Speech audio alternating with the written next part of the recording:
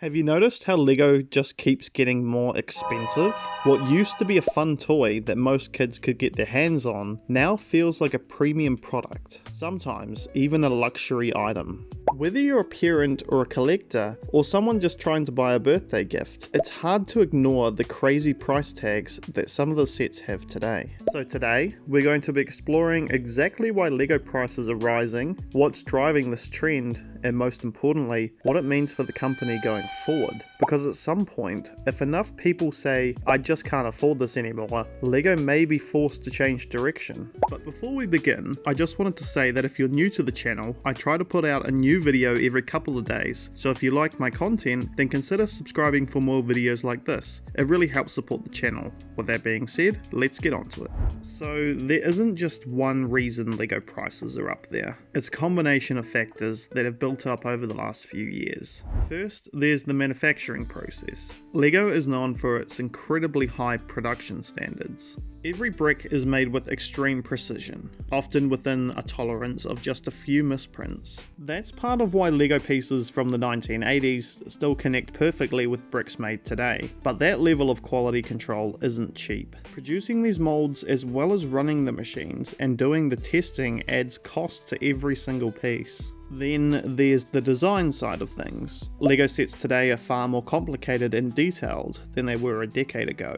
Designers spend months, sometimes years, working on a single set, especially the larger ones like the Ultimate Collector Series, UCS for short, and the bigger Technic and Marvel sets. And many of these sets are based on licensed themes, like Star Wars, Marvel, Harry Potter, or Disney.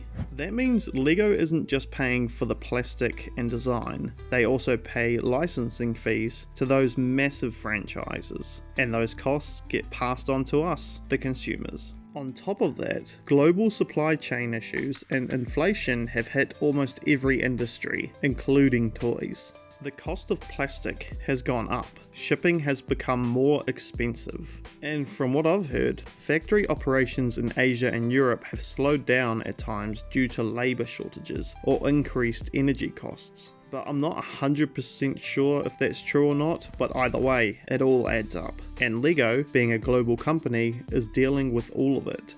But there's also something deeper happening here. Lego has spent the last few years shifting its brand image. They're no longer just making toys for kids. They're creating premium products for adults, collectors, and hobbyists. That includes everything from 18+ display sets like the Lego Titanic or the Eiffel Tower to exclusive UCS Star Wars models. These aren't impulse buys, they're luxury items, and with that shift in focus, the prices have followed. But while Lego is moving into more premium territory, fans are starting to speak up, and not everyone is happy about the changes. Across Reddit, YouTube, and TikTok, there's a growing wave of criticism from long-time fans and casual buyers. People are asking if Lego is starting to price out the very audience that helped them grow in the first place. Parents are saying they can no longer justify buying big sets for their kids during the holidays. Adult collectors, even those who used to buy every new release, are beginning to skip sets they would have once jumped on instantly, like myself.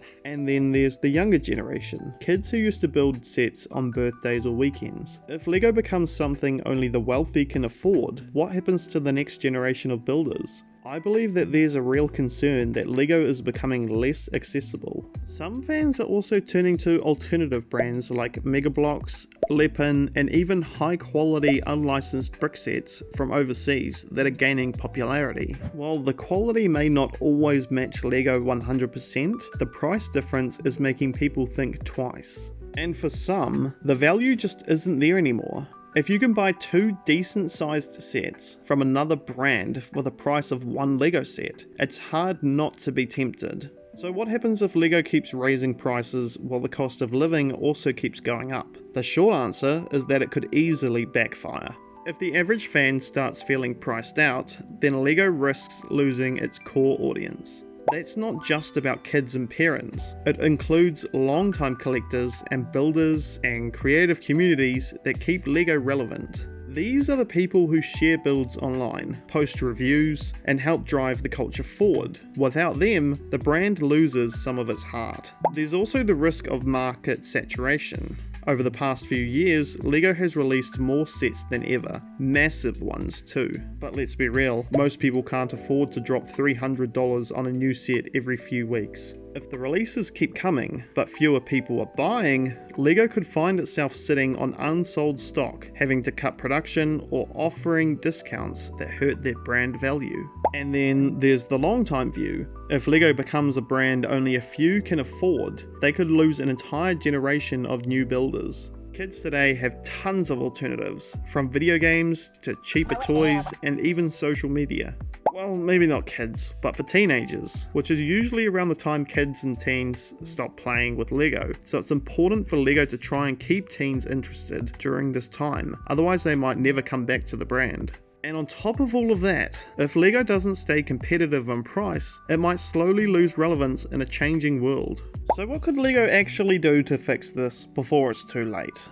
One possibility is bringing back more affordable entry-level sets, smaller builds that are still fun and creative but don't cost a fortune. LEGO has tried this a little with its creator line and some city sets, and they even tried doing this with LEGO Star Wars back in 2020, yet somehow they've ended up going back to being smaller with fewer pieces and still being really expensive. The balance still leans heavily towards premium products. There's also room for innovation in how LEGO is sold. Some have suggested monthly subscription boxes, LEGO rental services, or digital experiences that are more cost effective.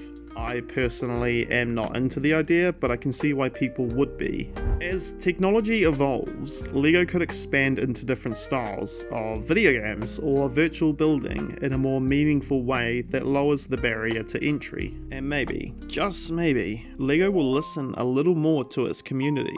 If they want to keep their fan base engaged, they'll need to prove they care, not just about profit, but about the creativity and accessibility that made them a household name in the first place. So, what do you think? Has LEGO's pricing gone too far, or are these sets still worth the money for what you get? Have you personally cut back on buying sets, or are you still all in? Personally, I haven't bought a new set since July.